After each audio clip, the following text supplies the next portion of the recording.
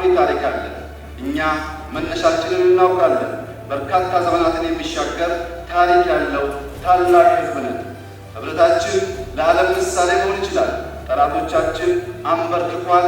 ሉዓላዊነታችንን ጠብቆ ዛሬ ላይ ከማድረሱም በላይ ለሌሎች ሕዝቦችም የነጻነት ትግል አርአያ ሆኗል። ኢትዮጵያ ሀገራችን ታላቅና ገናና ሀገር ናት።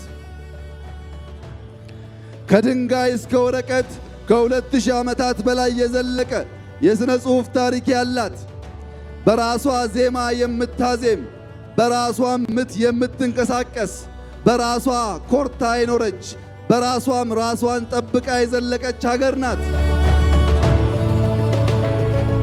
እኛ ኢትዮጵያውያን ታሪክ አለን።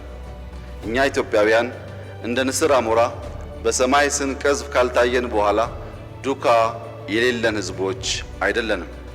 እኛ ኢትዮጵያውያን እንደ መርከብ በባህር ከቀዘፍን በኋላ በዚያ ቅጽበት ያልታየን እንደሆነ ዱካችን ከዋለ ካደረ በኋላ የማንታይ ሕዝቦች አይደለንም።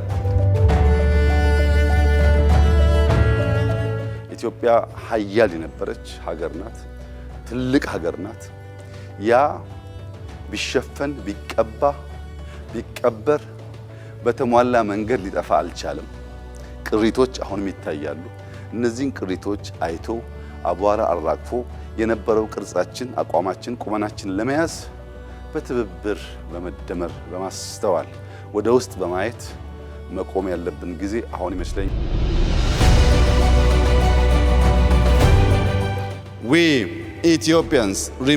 እኛ ኢትዮጵያውያን ለሺህ ዓመታት ነፃነታችንን ማስጠበቅ የቻልነው ሀገራችንን ለመከላከል በአንድነት ስለቆምን ነው።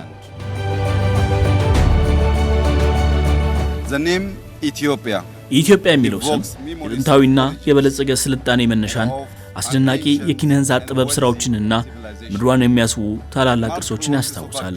በዘመናዊ ታሪኳም ኢትዮጵያ በቅኝ ግዛት ስር ያልወደቀች ሀገር አድርጓት ቆይቷል።